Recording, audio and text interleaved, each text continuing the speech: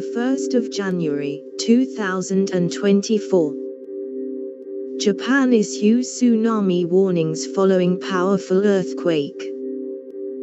Japanese public broadcaster NHK TV warned torrents of water could reach as high as 5 meters in some areas and urged people to flee to high land as quickly as possible.